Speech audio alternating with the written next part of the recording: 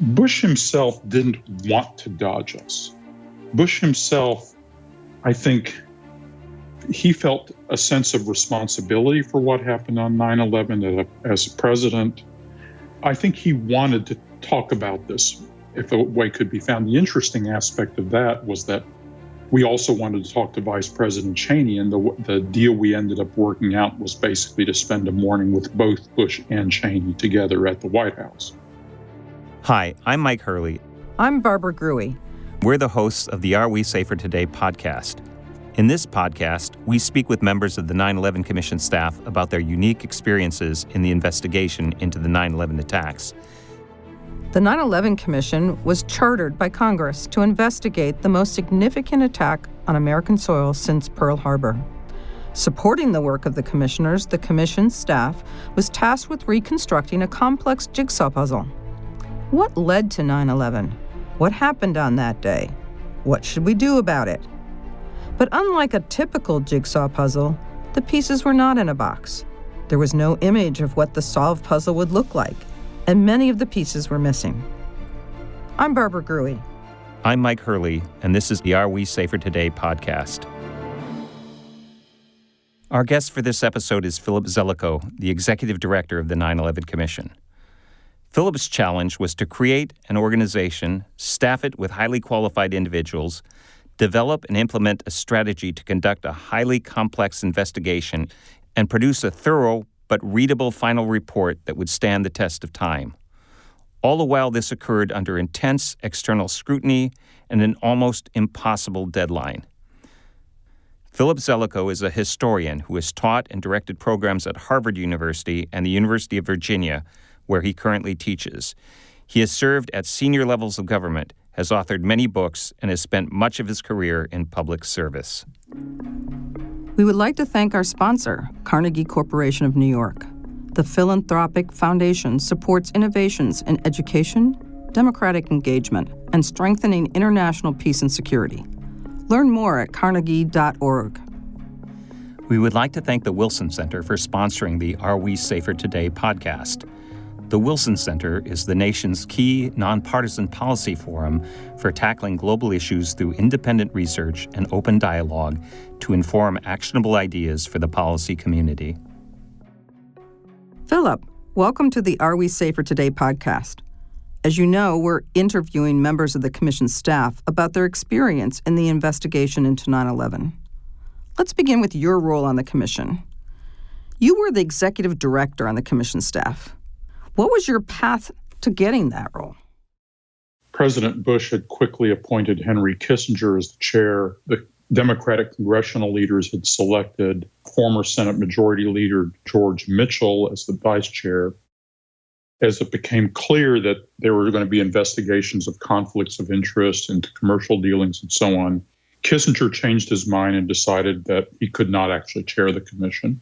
And George Mitchell followed suit, which then created a quick scramble for a Plan B. So the Plan B co-chairs were Tom Kean and Lee Hamilton. Kean appointed by President Bush and Hamilton by the Democratic congressional leaders. And then they had to decide who the executive director would be. I didn't know this at the time, but the Bush administration had recommended someone to Kean whom Hamilton decided they didn't want. Hamilton made his inquiries about who might be someone good and decided that he would see if I was interested in the job, and Hamilton made the call to me. So you mentioned that you got the call from Lee Hamilton inviting you to be the executive director. Was that just simply the invitation, and if you said yes, it was done, or did you have to interview? Did you have to convince the commissioners? What was the process? It may be helpful background for your listeners to understand that I had just run another bipartisan commission on a big subject that had been regarded as having been completely successful. There had been a botched problem in the election of 2000, in which there was great controversy over the counting of votes in the state of Florida. In general, that whole controversy showed how dilapidated the American election administration system was. So a bipartisan commission was created with private funds, but it was headed by two former presidents, Jimmy Carter and Gerald Ford. Carter and Ford asked me to be the executive director of that commission at the very beginning of 2001. And I agreed to do that and ran the commission largely out of the University of Virginia's Miller Center of Public Affairs. That commission then developed a bipartisan recommendation about how to reform the administration of the American election system and provide billions more dollars to modernize it. Although everyone predicted that that commission's efforts would fail because the election issues were so bitterly partisan, something I think all of you would recognize today, the commission came together around a report. The report produced legislation. The legislation passed, called the Help America Vote Act. It was passed in 2002, and it moved $2.5 billion to the states to modernize their election systems. It created systems of things we now call provisional ballots, which exist in every county in America, and basically created the system that, with all its flaws, allowed us to survive the election of 2020. But at the beginning of 2002, at the end of 2002, beginning of 2003, Lee Hamilton and others were aware that I had run that commission, and that commission, seemingly against a lot of odds, had been very successful. So now here was this new bipartisan commission that needed to be run, perhaps even a much more difficult set of problems and investigation, and on a subject in which I actually had published stuff and was regarded as somewhat knowledgeable, the terrorism problem. So Hamilton's call in that sense was not a complete surprise to me. But the way, to come back to your question, Hamilton pitched me, would I be interested? And I told him I would, that I was interested in doing this, but that it would be very hard. He then said, well, then you need to talk to Tom Kean. I said, all right. And then I believe I actually, if my memory serves, I went up to New Jersey and met in person with Tom to talk to him about the commission and a vision for it. I'd composed a lot of thoughts about it by then. By then, I'd gotten a lot of advice from a few people about whether or not I should take the job. Incidentally, the late Brent Scowcroft, a former national security advisor, an old friend of mine, urged me strongly not to take the job. He said it would be the end of me and that I would make no one happy. But anyway, I decided to go ahead. And I talked to Kean. That was a marvelous conversation because, as many people do not know, Kean is known as having been a former governor of New Jersey, an affable, genial figure, kind of a centrist Republican. What they don't know is that Kean, before he got into elected politics, had actually been a PhD history student at Princeton University and had studied with one of the leading historians of that generation. So Kean, in addition to all his other gifts, actually had a bit of a historian sensibility. When I talked to Kean about how I thought the commission should work and what it should accomplish, it's like very quickly we just had an instantaneous meeting of the minds. He understood exactly what I was thinking about, and it was just the kind of approach that resonated with him.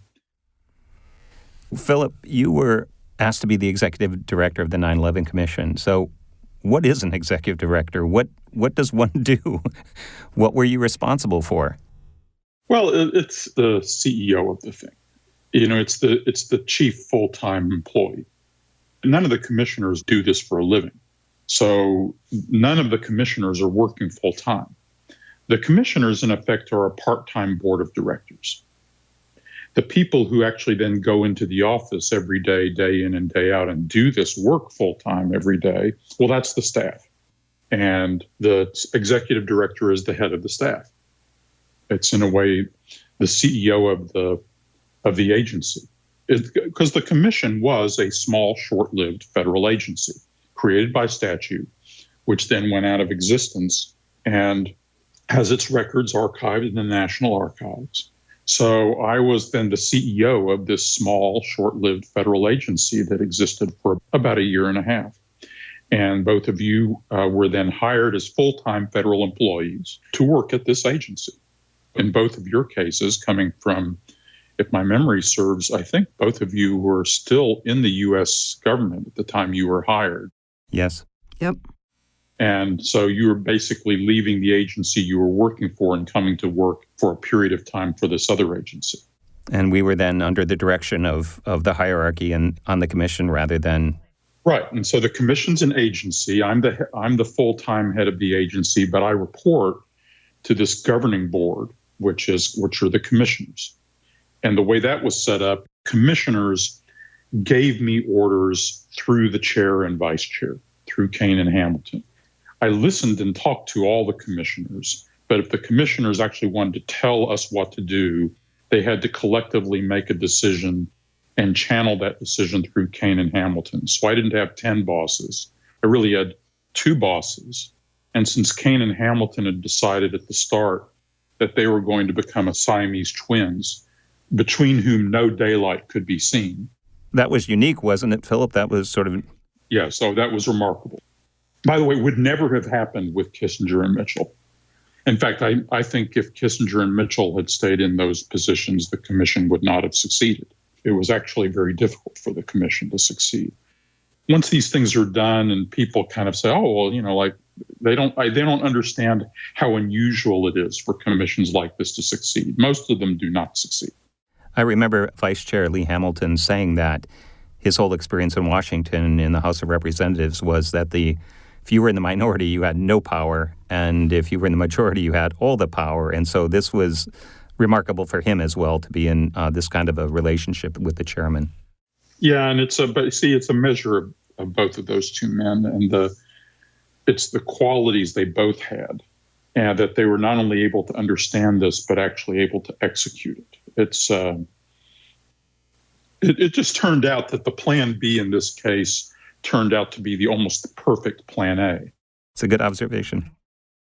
Philip, the commission was signed into public law in November 2002, but there's no commission in a box just sitting around on some shelf in Best Buy that you go in and take off the shelf and open it up and it springs into action. There's really no blueprint for building a commission. How did you think about how the commission should be structured when you were faced with this daunting challenge of getting this organization going? No, that's very well said, Mike. You're making up a new federal agency completely from scratch. I mean, there's nothing there. There's no office, there's no staff, there's nothing. And the clock is ticking from the beginning, right? Yes. And so you can look at models of other commissions, but it's hard to find a commission quite like this one. The one I had just done on election reform was very different and got by with very small staff. It's a very different kind of problem. And if you looked at the Warren Commission on the Kennedy assassination or the Pearl Harbor congressional inquiry of 1945-46, the models aren't very helpful. So I basically then just did a clean sheet design. It's like, okay, here's a front office. Let's organize this. You have to organize this around topics, and each topic is going to have a team of investigators. Me as the director, I need a deputy, I need a general counsel, chief of staff figure.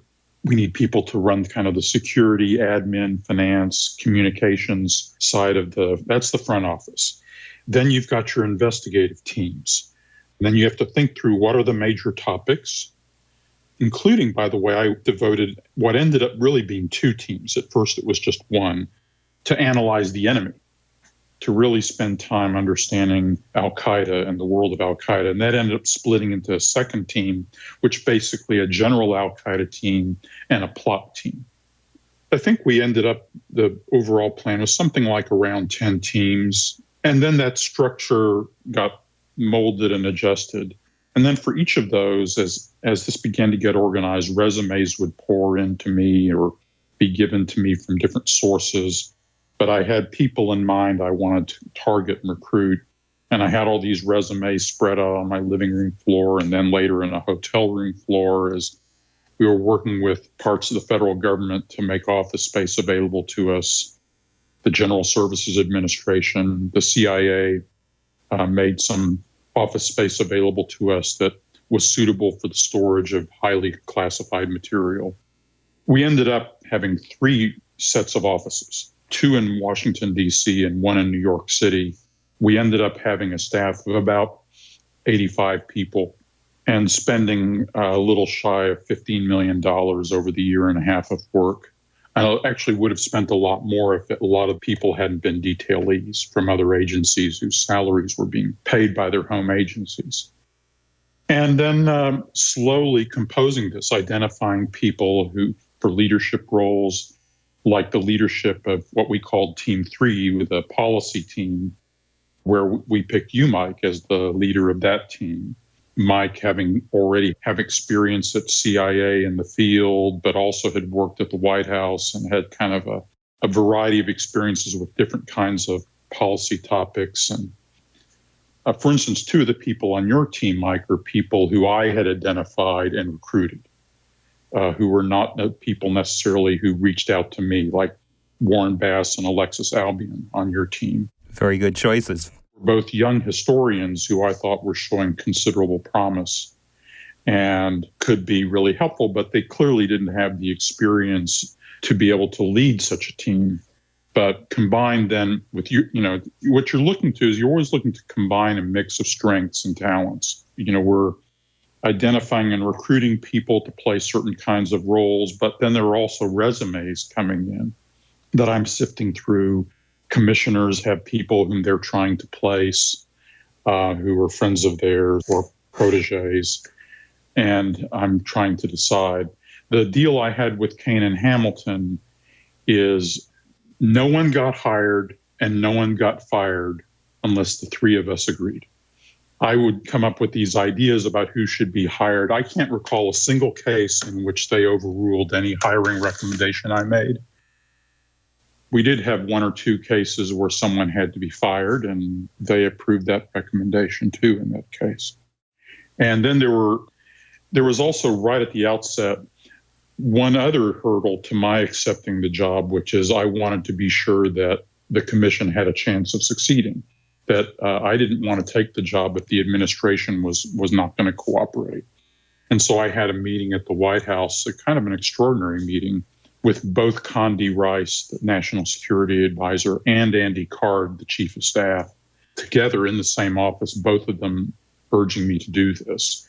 They, as the Democrats had seen how I'd handled the election reform business.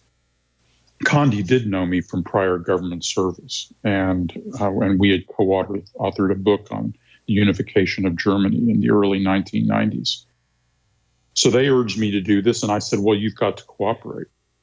If the notion here is I'm the guy who's supposed to be beating on you to give me documents and you're not going to do it, I don't want the job. And they, no, the president's committed to this. We're going to support you all the way. And I kind of took them at my word, although very quickly then they sent me to the White House counsel, Al Gonzalez. I came away from that conversation distinctly uneasy. I haven't heard this story. And told Kane that I was quite uneasy about it. And then I got a reassuring call, I think, from Gonzalez's deputy, who I think may have been David Leach. Kane had reached out to the White House. And so, we're going to cooperate. Because what I did with Gonzalez is I said, look, here's the kind of things that are going to come up. And this is really right at the start. This is in January of 2003. This is before I'd taken the job as executive. This is like a week or so after I'd been asked. I told them straight up, I said, here's where these other commission efforts get into trouble, is they get into trouble when it turns out there's stuff they didn't know. The great example is the Warren Commission. The Warren Commission, I actually think, came up with the right conclusion, but the Warren Commission lost a lot of its credibility right away. There were 2 reasons, one having to do with the way they distorted the forensics of the shooting to satisfy certain political concerns. And the Warren Commission was the investigation. Assassination of President Kennedy. And the other problem the Warren Commission had was they hadn't been told about the CIA efforts to kill Castro. It turned, I believe, now on great investigation, that turns out not to be a key part of the story. Once it became obvious the Warren Commission hadn't known about it, and then what else don't they know? And it just fundamentally tarnished their credibility and has tarnished their credibility ever since. I didn't want to go into an effort that was going to be kneecapped that way. So I said, we're going to have to be in a situation where Kane and Hamilton need to be able to stand up at the end of the day and say truthfully, we have seen everything we needed and wanted to see. And I told this is the kind of stuff that's going to include. That's going to mean, anything relevant at CIA, anything in the White House records. And Gonzales was very hedgy about that. And that made me uneasy. And so then I got those further assurances and went ahead. So, Philip, this might be a little inside baseball, but was the commission as created a creature of the executive branch or the legislative branch or some sort of hybrid of the two? Correct. This is actually an important issue. It became quite important during the investigation because we were seeking the kind of executive branch documents that aren't ordinarily turned over to congressional committees. And we were seeking testimony from the kind of executive branch officials who ordinarily do not testify to congressional committees. People like the National Security Advisor, Condi Rice, for example. So if you treat us like we're a congressional commission, then for legal purposes, constitutional purposes, all these problems then arise of, well, you shouldn't get any more access than a congressional committee could get under the separation of powers.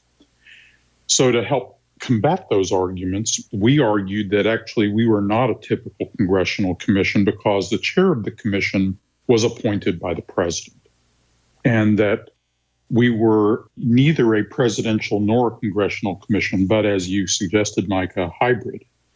And that therefore we were entitled to see things that might not be given to a congressional commission or a congressional committee. That argument helped us a little bit. It helped us some. It helped the administration tell itself a story as to how they should cooperate with us, even though many people in the administration did not want to. But we brought the pressure to bear on them to the point where they thought they needed to cooperate, and therefore they needed a legal story that could help them justify that and not set a bad precedent. And the hybrid story helped them. Another piece of inside baseball, wasn't our budget actually doled out through the executive branch? No, it was not. Okay. Our budget was appropriated by the Congress. At first, Congress had no idea what such a thing would cost, and they had a budget that was laughably small, and they just had no idea what this would entail. I remember that we had to come up with what we thought was a reasonable budget and go ask for it, and we did, and we got it. People did want a proper commission at that point. The president, though there were people in the Bush administration who did not want a commission, partly because of the distraction from the ongoing crises. But they had finally basically been brought to it, mainly by people like Senator McCain. And having been brought to it, President Bush, I think, personally decided, all right, we're going to do this right. At that point, there was some real momentum to do this right. And we had bipartisan support for a proper budget. We would like to thank our sponsor, Carnegie Corporation of New York. The Philanthropic Foundation supports innovations in education, democratic engagement, and strengthening international peace and security. Learn more at carnegie.org. And the Wilson Center. The Wilson Center is the nation's key nonpartisan policy forum for tackling global issues through independent research and open dialogue to inform actionable ideas for the policy community. You've talked about these prior commissions, and you've talked about how you wanted it to be a success. But the environment in which the 9/11 Commission did its work did present a range of some pretty challenging issues not confronted by prior commissions. It was established and did its work during the presidential election year. It was highly partisan. The law that created the commission set an almost impossible deadline. You've already talked about an insufficient budget. How did you navigate these challenges that were different from some of the others? And, you also had the family members who were pressing on the commission to do certain things. You had others pressing for it to be done certain ways. You have all these exterior pressures. How did you sort of navigate that and not run aground? Well, I don't know, maybe not very well. For sure, I took a lot of fire from both sides, and the atmosphere was extremely stressful. And then as time passed, as we got into 2003, parts of the Bush administration fought very hard against disclosing certain information to us. And we had several knockdown, drag-out battles to get access to information, contrary to the assurances that I think the people who gave me those assurances meant them at the time they gave them, but other people got involved and other things happened as we really got into it. But I was attacked by some family members and defended by other family members. I was attacked by some conservative figures for being too hard on certain people and on certain issues. And so I'm being attacked in a right-wing column by Bill Sapphire. I'm being attacked by family members for being too close to Condi Rice and being a shill for the Bush administration. So there's all that going on. There's some tension with commissioners and there's tensions inside the staff. And then on top of all that, the investigation itself is actually really, really hard, involving a lot of sensitive things and a lot of things that were very difficult to unearth, because on these issues, and in this particular office, the counterterrorism office, the documentary record was, shall we say, sketchy. A lot of detective work had to be done, interviewing a lot of people to reconstruct a lot of things. So there's all that going on. And the main way to get through it is you just have to have a very clear notion as to what the objective is, what are your targets, what needs to be done. You have to have a really strong operational planning as to what work needs to be done and how that work is going to be done. And then you have to have a core team of people around you who share that dedication, that sensibility, and have that drive. And that creates tension. Both of you experienced personally in your roles some of that tension on the staff. Mike had to cope with some of it in different settings, including inside his team. Your role actually was an interesting role. Your role evolved during the whole investigation. That was also partly a product of friction. As time went on, you exhibited talents that we hadn't appreciated at first because we didn't know you. And we didn't fully understand the significance of your background and the work you had done. As time went on, there's really, we kind of concluded Barbara Gruey is her own one-man team. And we effectively kind of created a one-man team that was you, Barbara, to do some particular key things. What you've done then, you see the story I'm telling is one in which you have a clear drive and a mission that you're trying to accomplish with a strong operational plan. You then have recruited people and you've identified a core people who share the commitment to the mission and are exhibiting a lot of skills. And that's then how you get through it. You become forged together in combat. We've been talking a little bit here, very micro looking at the commission. Let's step back for a second and think about a little macro. Some of your vision was that we would be more transparent than some of the previous commissions. We would have public hearings. The final report, even though it covered highly classified material, would be unclassified, readable by the average American, and available at a reasonable price through a private publisher. And now, looking back, it seems, well, yeah, of course. But yeah, none of those things had been done before. Right. How did it get from doing something that had never been done before? And how confident were you that that was the right way to go? Well, I was really confident it was the right way to go, but I would then use other people as sounding boards, whether Tom Kane or I brought in an older historian who is a kind of a mentor to me, Ernest May from Harvard. And then there were some commissioners I could talk to and use as sounding boards. But what you have to do is you just have to kind of formulate, okay, for this to succeed, here are the specs.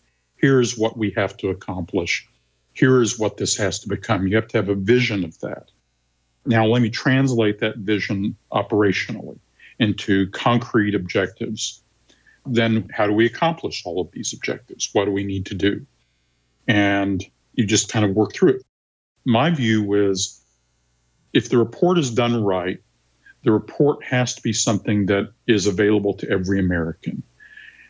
because the report will be a political football, rather than just let a handful of reporters read the report and tell people what it said in short articles. At the same time they're writing about it, you have to put it in their hands. You begin thinking, how could that possibly be done? And then we actually developed specs and went to a few publishers and said, okay, here are the specs of what we need done. Are any of you willing to do this? And we had 3 publishers who said, we can try. And they made bids, and we examined their bids, and we chose Norton, which is a fine publisher. And I knew some of the people involved. And Norton then did a championship job.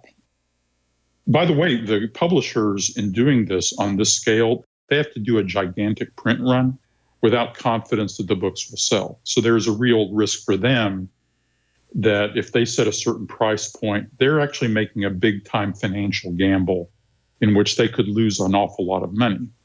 These are not giant conglomerates. Norton's is an independent publisher, still is. But Norton was willing to make that bet, and it turns out that bet paid off handsomely. They took the risk and got the reward. I remember in particular being at our offices on that Saturday night when we were getting ready to push the button to send the final report to the publisher, and then that next Thursday being able to buy the book in every bookstore around the country. I think that was remarkable. If you talk to the people at Norton about it, the ones who were in the process, they will all tell you it's a unique experience. It's like nothing they'd ever done before or since. Philip, you mentioned Professor Ernie May, and one of my memories is sitting next to this renowned historian at the Pentagon, going out for Subway sandwiches as we reviewed very sensitive documents and records of the Pentagon related to the 9/11 attacks, and it's a fond memory I have. Philip, one of the unique aspects of our investigation was our transparency with the public regarding what we found. Why was that important? And in order to achieve that transparency, highly sensitive documents had to be declassified, including 2 president's daily briefs at least. Yes, and then we had to have access to all the others so that we could not possibly be surprised. So we had access to, and we had a big fight over that, as you know, which we finally won. What are president's daily briefs, and just some thoughts about the importance of transparency with the public? Yeah, so we did transparency with the public in 2 ways. Just to briefly mention, the first was the hearings process. Once you get going with the hearings, it gets harder to do investigating because you get eaten up by the hearings, and it's hard to do new work. But once we kind of got to the point where we thought we could begin moving forward with the hearings process, what you then begin doing is we set up the hearings around given topics. And then on each topic, we would have a staff statement, of which there were like 14 staff statements. And each hearing would cover like 2 or 3 topics. Each topic would have a staff statement. The staff statement would summarize very briefly, here are outlines of what we think we are learning so far. So there's a good, clear summary presented by the staff. So it has an apolitical look to it. I would always lead off, and then others on that particular team would follow. Then we would have 2, 3, 4 witnesses who were related to that topic, and then who be questioned by commissioners and give it a personal flavor and add some additional bits of color. It's not the final report, but then what you've done is you're sharing some of what you're learning with the public in advance. You're whetting their appetite, but you're also showing them the seriousness of the endeavor, and you're shaping a press attitude of, oh, these guys are actually doing this for real. This could actually be valuable. So that's the first level at which you're opening yourself to the public. The second level, as you pointed out, is you have to have access to all the secret material, and I think we did. The one thing is we wanted to personally interview detainees being held at what we now know are the CIA black sites.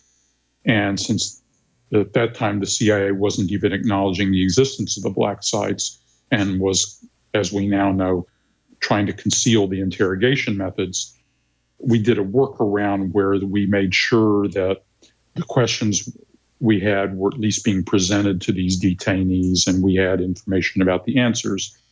I already had my suspicions about the conditions of these sites, and we could take those answers with grains of salt and match them against other information that we had. But in general, we were successful getting access to all the government information we need.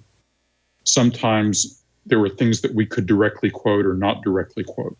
Then rather than asking for all those documents to be declassified, which would be an impossible process, we wrote a report that was our work product, but that we wrote in a way that would not reveal anything that would damage the national security of the United States in 2004. Turns out that's the criteria of the law. And then we would say, we think this document is declassified, this staff statement, this chapter of our report. But since we derived this from classified information, we're obligated under the law to give the agencies that classified the information an opportunity to object and say, no, if you reveal that, you're going to damage the national security. Okay, explain. But see, we're in the position of, we regard this as presumptively unclassified. We've written it that way.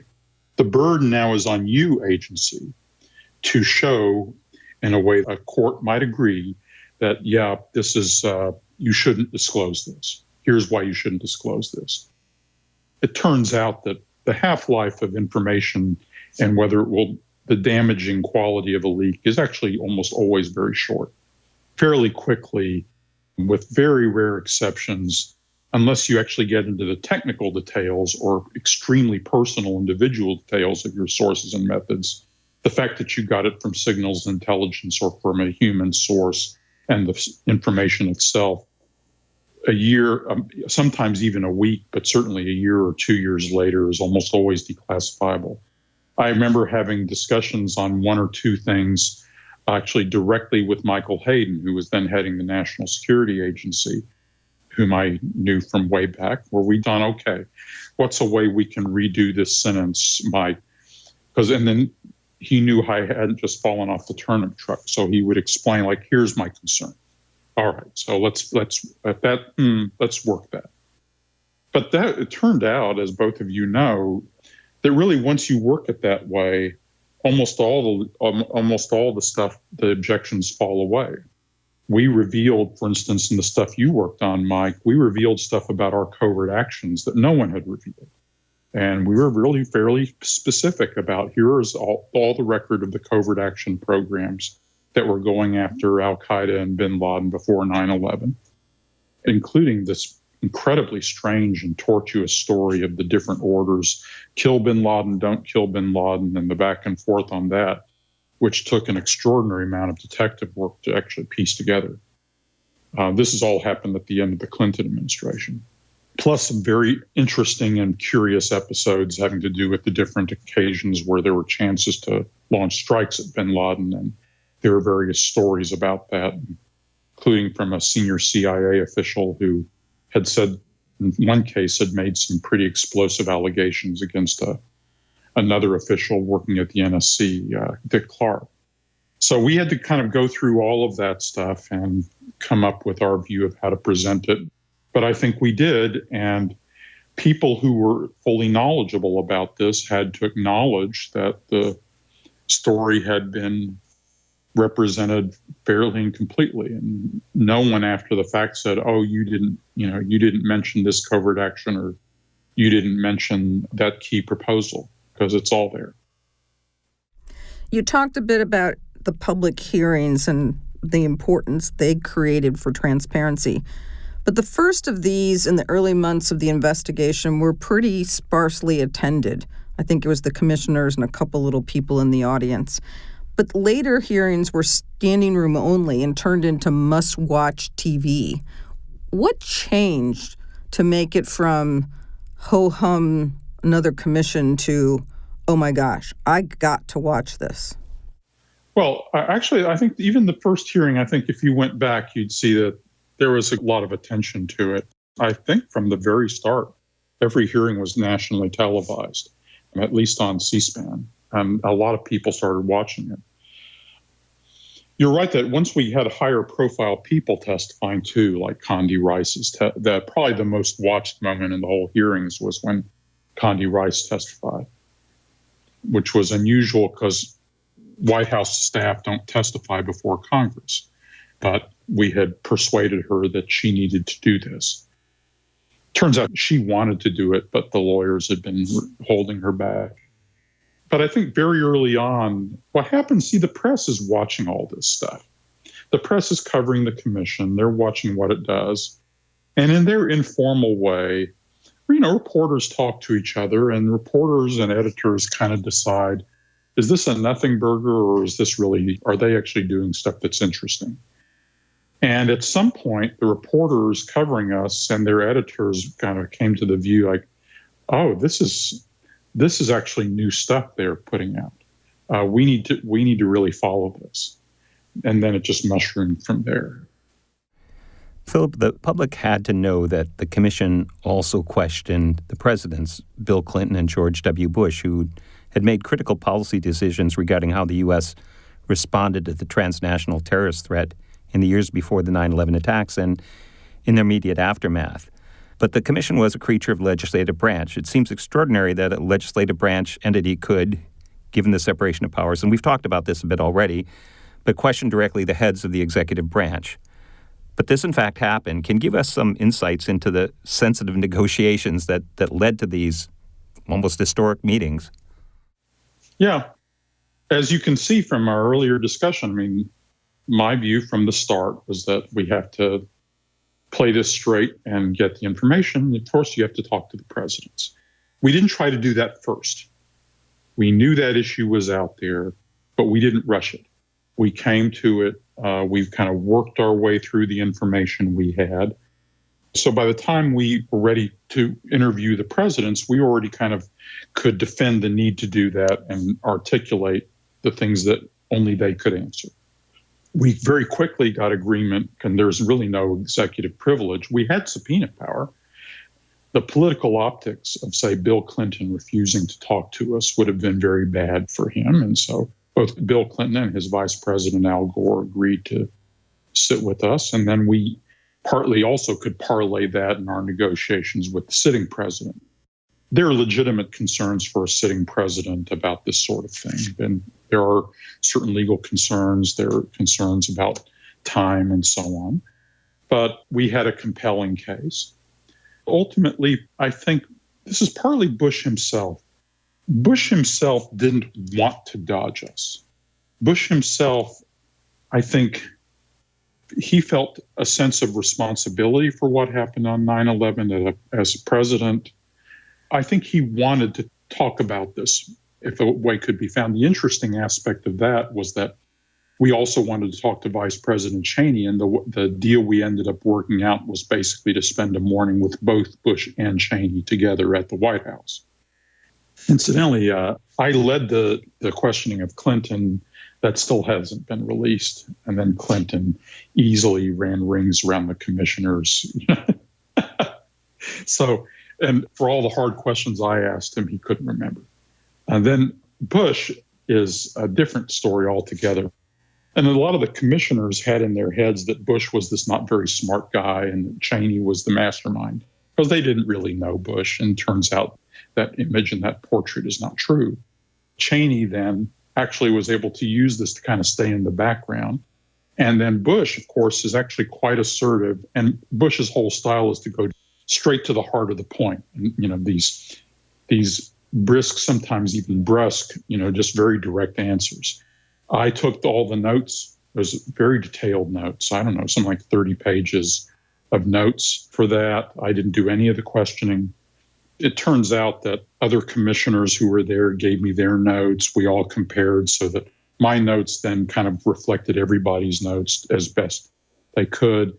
I'm told that the length of my notes is like identical to the length of the notes taken by the White House guy who was there, Cunningham, I think may have been the note taker.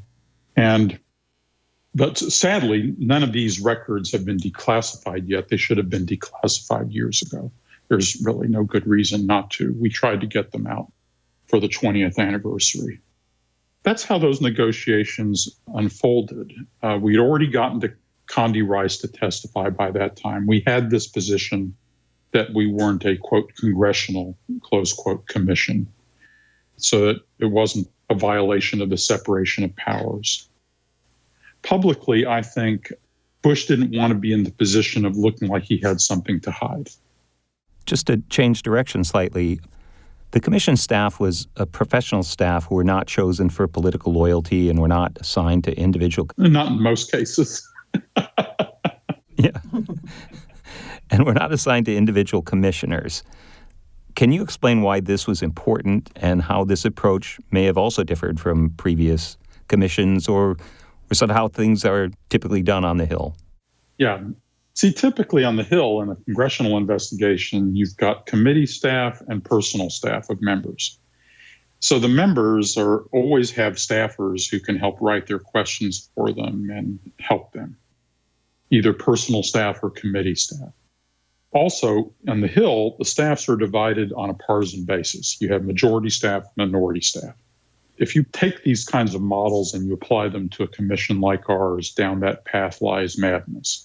So no, none of that. So it's a unitary, nonpartisan staff. Basically, I had to approve every hire, and occasionally some people would lobby for someone, and there were one or two cases where I gave in that I now regret. But in general, it was very strong. I'd calibrated, or other people who I trusted had calibrated them, and an unusually high proportion of people worked out. Not everyone. There were disgruntled people on every team, including yours, Mike. But there were a lot of really good people. And actually, a lot of the tensions didn't tend to actually very much to be partisan tensions.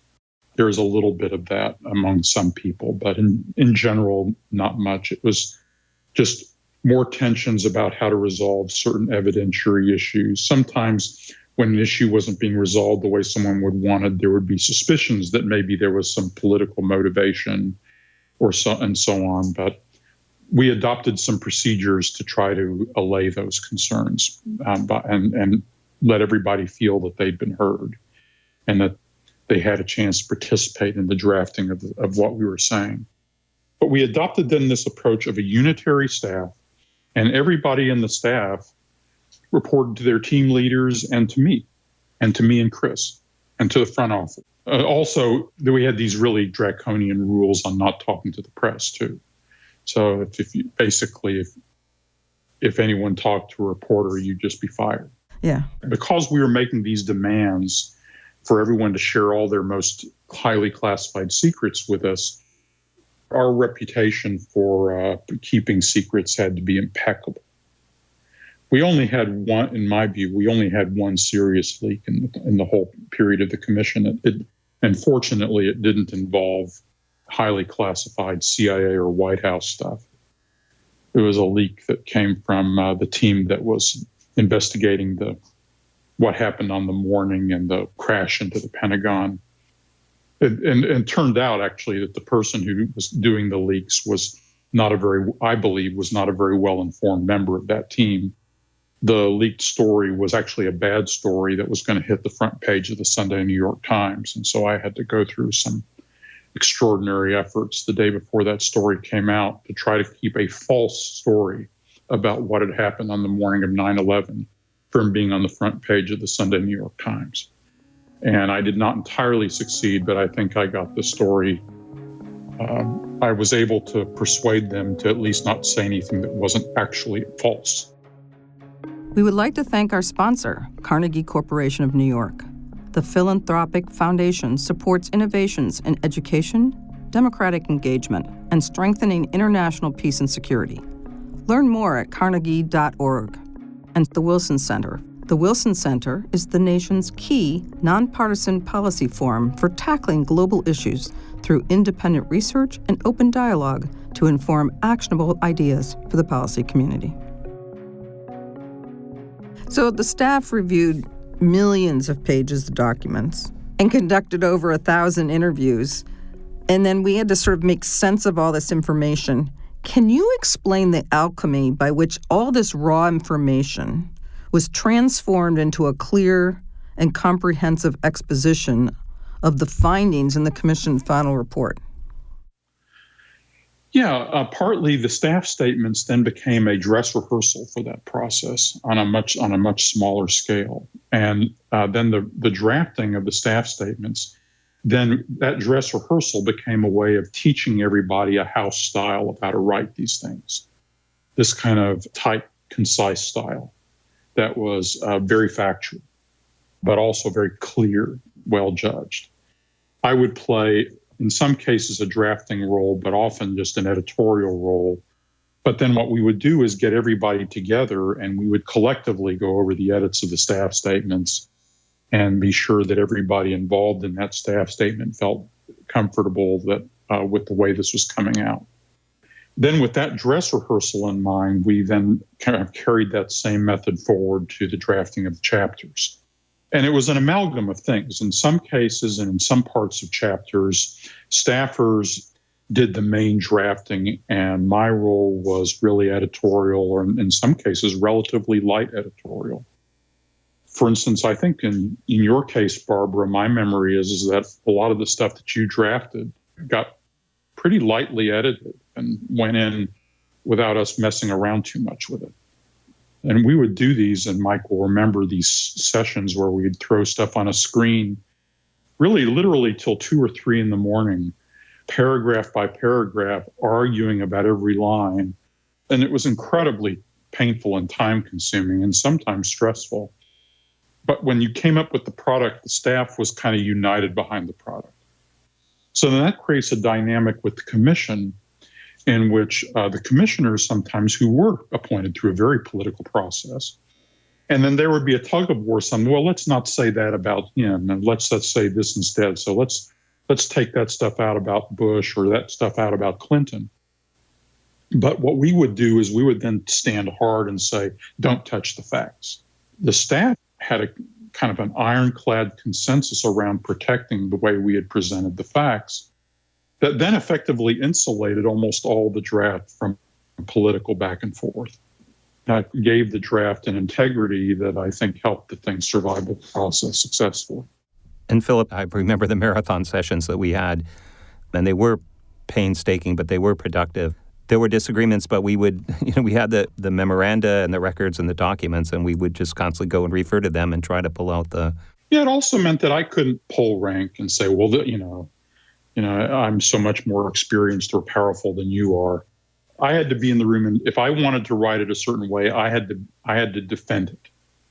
Basically, I had to treat you folks as peers, and I had to explain why I thought this was a better way to put it, or more consistent with the evidence. And I think, and we had some tough issues to work through, and how to find the right balance on your team, but also on 2 or 3 other teams. I mean, for instance, if people go through the report, there's this very difficult but fascinating issue as to what orders did the vice president give on the morning about giving a shoot down order, and did the vice president basically step in front of the president on this? And actually, we had clashing evidence about this.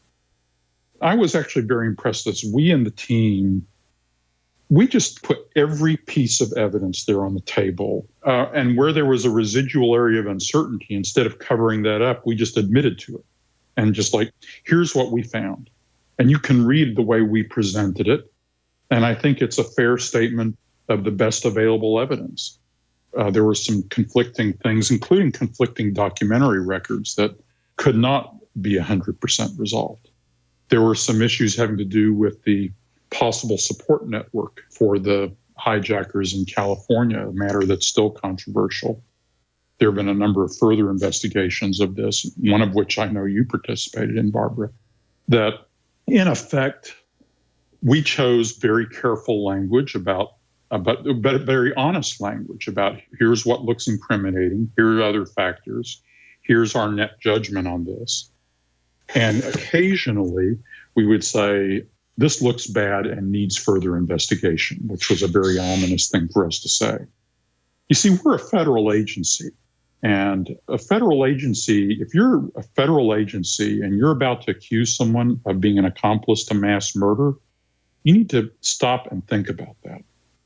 That's a solemn burden you bear. Or actually, if you're even accusing some government employee of negligence that contributed to the deaths of many people, and you kind of hand down that verdict as a government agency, that's a solemn responsibility that you have in multiple directions. And so we carefully considered how to write the language in those cases. Philip, you were the principal author of the Chapter 11 in the final report, which was titled Foresight and Hindsight. What were your key takeaways regarding the government's failures in anticipating and responding to the 9/11 attacks? I mean, that sort of seems like the meat of what we were trying to get at. Yeah. I ended up being the principal drafter of the recommendations chapters too, but that was partly because that was more of a synthetic job and pulling together a lot of fragments. But on this one, that particular chapter, Foresight and Hindsight, Ernie May also played a real role in helping me on that chapter. The first big summary point was, and this line has been quoted a lot since then from the report, is that hindsight isn't 20/20, hindsight blinds. Because the path of what happened is so brightly lit that everything else is cast more deeply into shadow. This is actually a very important part of what we did in the whole report. We tried not to be blinded by our hindsight. We had to reconstruct the world where everything is murky and you can't tell how things are going to work out. And you're making these choices. There's a lot of noise. And there's a lot of noise. So you start with that acknowledgement of humility. And then you work from there, and we basically broke the issues down into some things at the level of high policy, and one of which has been long misunderstood, which is the stuff about the so-called failure of imagination, which isn't really the way we made the argument. And a lot of people were very offended, including in CIA to this day. Basically, they thought the commission had said they weren't imaginative, which is very insulting. But if you get into the detail of what we said was that you need to institutionalize imagination. And by the way, here's how the CIA itself did it. The CIA had tradecraft that basically worked through scenarios. Here are scenarios of how bad things could happen. Then you figure out, how can I collect evidence that would allow me to detect one of these scenarios?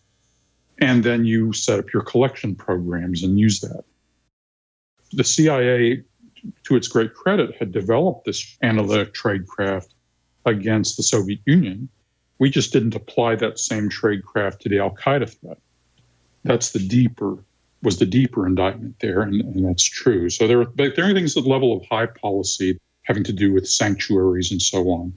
There were things that were also kind of at the level of these institutions and their cultures. There were also some things at the level of just kind of operational level mistakes. And here, for instance, we actually did, I think, a little table that drew out some of the stuff that you had brought out in your chapter, Barbara, and elsewhere in the report about, here are some tactical operational things that were done that were especially important in missing opportunities.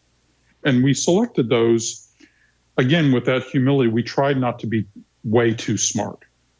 But these were things that we thought could reasonably have been judged, that even in the circumstances of the time, those were mistakes at the kind of the operational level.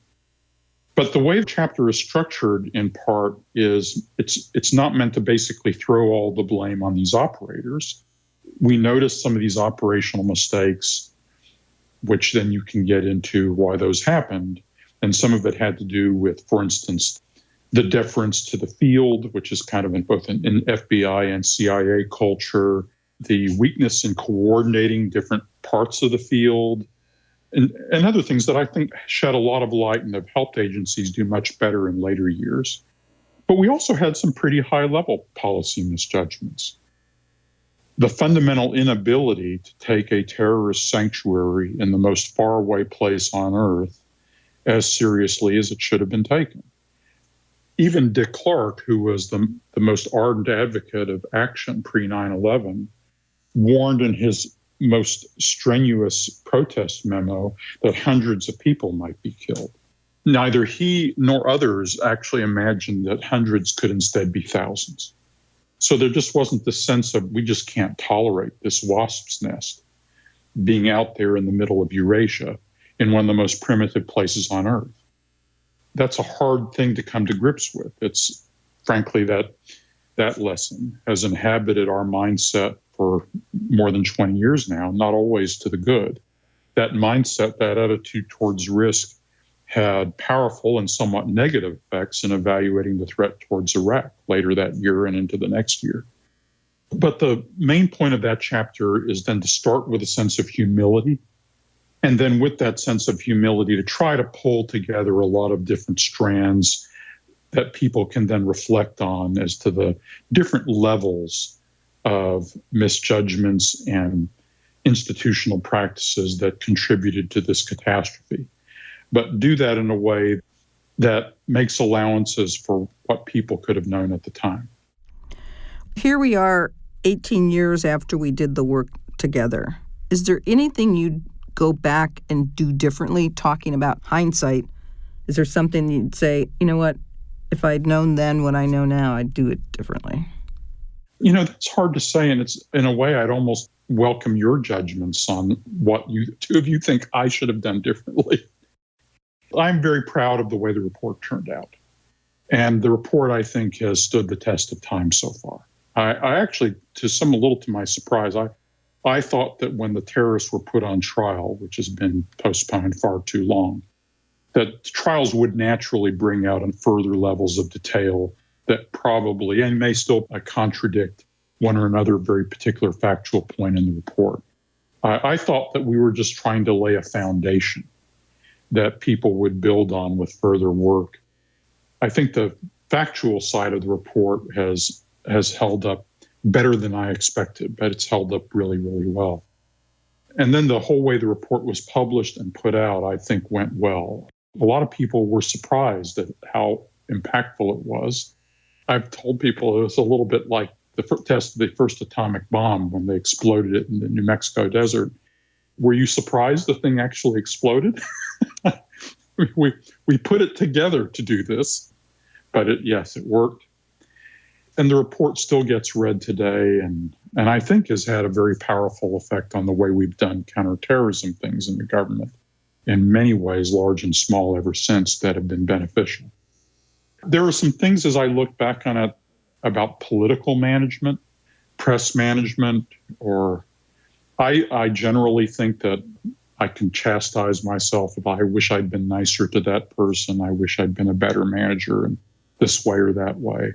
So I can find different ways to fault myself. But it was a stressful environment, and we needed to drive things very hard on the mission. I'm probably a mellower person now than I was then. And I sometimes look back on that younger self and wish I had maybe been a little easier in some ways. Philip, the terrorism threat has not remained static since the commission finished its work. I mean, we're reminded of this just, I guess, what was it, last week when Osama bin Laden's number 2, Ayman al-Zawahiri, was taken out by the U.S. government in Kabul. We've seen the rise, although I don't think it's a massive threat, but of ISIS Khorasan in Afghanistan, some other threats. And you follow these issues, and you follow national security so closely, and you're a historian. Do you think further changes to our national security system are required to address today's threats? In general, the core counterterrorism system is pretty good, if anything, maybe even a little overdeveloped. It's still reliant a little too much on the CIA, DOD nexus, and doesn't have enough. It's not a really robust regional strategy. I believe we've learned a lot of new lessons about that just in the ISIS war and since then, just in the last 5 or 6 years. The fundamental problem, in a way, is that the American government and the American people, by and large, have never really understood what's going on in the Muslim world.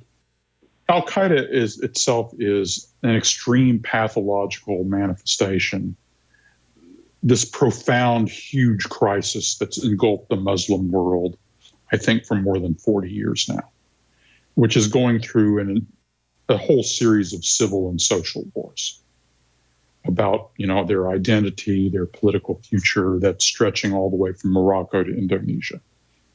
That struggle within the Muslim world hasn't played out yet. Al-Qaeda was just an especially strange, violent, and extremist version of that, though mostly the fighting and the violence is concentrated internally. In recent years, sometimes it reaches out through expatriate communities and has targeted people in Western Europe. I think in general, our government doesn't really have their heads around that larger struggle about the future of the Muslim world and doesn't have a very good strategy or way of articulating and approaching that. So we end up just kind of concentrating on these pathological manifestations of it with kinetic means. It's as if a whole hospital really only consisted mostly of surgeons who cut out late-stage cancer. And it would be nice to have a broader approach to healthcare. That's perhaps the simplest and largest overall critique I'd make. From an institutional point of view, I think in general the executive branch is organized on these issues reasonably well if it's overdeveloped in certain ways. There are things I would do to address some of the legal issues and the authorities in ways that are different from the way they've addressed them now. The Congress has always been kind of a mess in the way it organizes itself around intelligence issues. And in general, as you know, both of you know well, the Congress was happy to reform the executive branch, but not very interested in reforming its own committees. Oh, yes. Well, and I think for our listeners to understand that we made 41 recommendations and 40 of them were adopted in major or some form, and the only one that wasn't adopted was reform of Congress. Yeah, I mean, for your listeners, the example we're talking about take the Department of Homeland Security. The Department of Homeland Security was cobbled together. And by the way, many people think the 9/11 Commission is the cause of the Department of Homeland Security, which is a mistake. The Homeland Security Department was created in 2002. We wrote our report in 2004. Preceding the commission. Right. So you get this Homeland Security Department that's cobbled together pieces of what had been in multiple agencies in order to try to unify them. But the problem is that all the old congressional committees that used to have those pieces and the different committees and when they were in their old agencies, none of them ever gave any of that turf up. So you had this executive branch department to overcome the problem of disjointed management in the executive branch. But all the disjointed management that existed in the congressional committees was left untouched. And a lot of people may not understand this, but for a lot of the government, day in, day out, they're more managed by their congressional committees than they are by anybody in the White House. So when you leave that disjointed management in the congressional committees, you still really haven't quite solved your organizational problem. And then the poor Secretary of Homeland Security has to think about the 50 subcommittees that they report to. Oh, it's always been more than 50. But when you think about it, looking back and looking after all the recommendations and the changes that were made and all we learned from the commission, can we say that we're safer now than we were back in September of 2001? Oh, my goodness, yes. We're much safer now than we were then. Have been actually for some time. I wrote a retrospective on this in 2011. I thought actually that by the end of the 20-teens and after bin Laden was killed, by say 2010, late 2000s, and by 2011, I thought we'd really pretty much wound the clock back to the danger levels of the early 1990s, where you've got scattered extremist groups, but they're not really coalescing to mount large-scale intercontinental operations. And they're broken up, then things get a little worse with ISIS and then other things. But in general, I think we've knocked this back to a level of threat that existed years before 9/11. The enemy isn't nearly as well organized and as and able to take cover in sanctuaries. By the way, there's a lot of worry that Afghanistan will now become such a sanctuary. I think a lot of that worry is misplaced. Afghanistan and the Taliban are now surrounded by hostile countries. And the Taliban is almost at war with every single one of its neighbors. And so they have a lot more, they will be doing a lot of stuff in that area that doesn't necessarily require our help as much. The big problems actually now are in the continent of Africa and a little bit in the Arabian Peninsula. Partly because we were so focused on the middle of Eurasia, we weren't paying perhaps enough attention to the way a lot of these extremist groups have taken root in some of the problems that you see in a dozen different countries in Africa. Philip, looking for some of your reflections on this. Some of our listeners were not born when we were attacked on September 11, 2001. What would you like these young people to know about the work of the Commission, which for them actually did its work in the Jurassic era, I think, and its relevance today? Yeah, not much internet. Some, not a lot. The main thing is, the main takeaway is a little bit of the takeaway they'd get from watching that Band of Brothers show on HBO. What's inspirational about that show is that, look at all these ordinary Americans who came together to do extreme and terrible things to help save the world. Our job wasn't nearly as terrifying and awe-inspiring as that.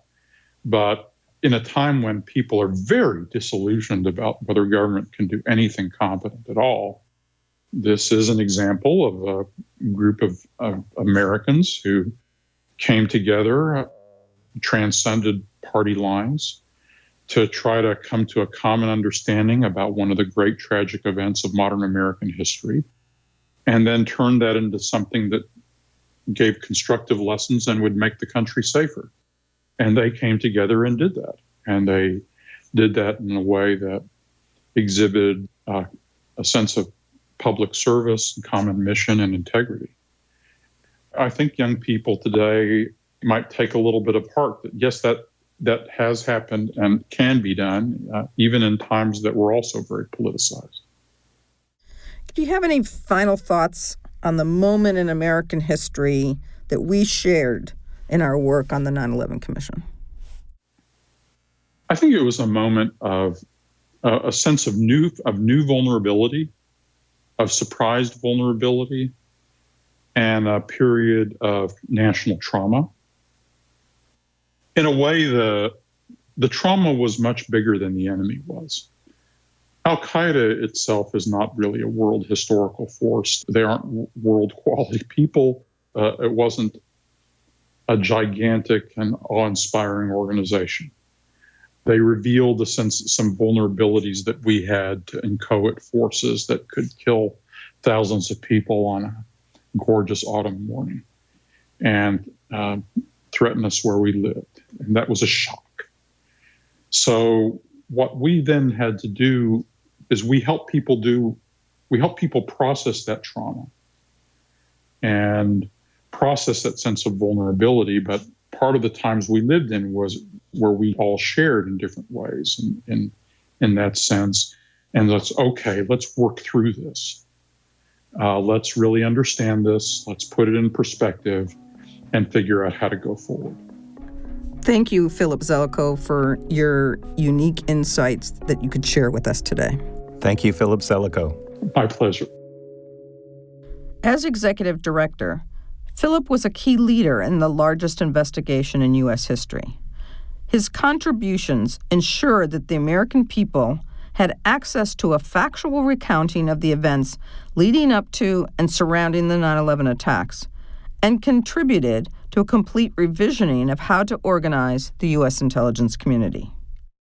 In this next episode of Are We Safer Today podcast, we'll be hearing from the man who led the investigation into what is recounted in the opening chapter of the 9/11 Commission report, a minute-by-minute chronicle of the response of different government agencies, federal, state, and local, on the day of the attack.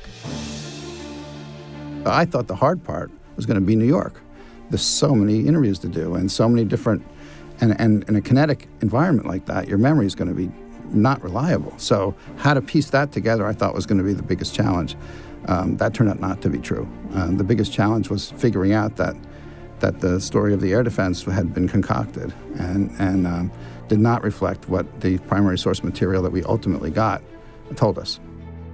John Farmer and his team's piece of the puzzle involved reconstructing government actions as the attack was underway. Join us as we continue to explore through the eyes of the investigators the most extensive investigation in U.S. history. Thank you for listening to the Are We Safer Today podcast. This was made possible thanks to our sponsors, Carnegie Corporation of New York and the Wilson Center. I'm Barbara Gruey. I'm Mike Hurley. This is the Are We Safer Today podcast. Thanks for listening. If you enjoyed this podcast, be sure to check out the Are We Safer Today documentary film. In it, the 9/11 commissioners discuss their historic work, what they did and how they did it. Available in broadcast or streaming from your local public television station or pbs.org/video. Special thanks to the Center on Representative Government at Indiana University, along with Paul and Cindy Simon Scott and the Sumerian Foundation. Are We Safer Today is a production of Naptown Media. Executive producer Bob Massey. Produced by Shelby Hiltunen with associate producer Emily Twergle. Editors Matt Massey and PJ Wilson. Recorded at Interface Media Group in Washington, D.C. with sound engineer Dennis Jacobson. Thanks to Sarah Jackson and Grant McPollen. Theme music by House Music and Sound.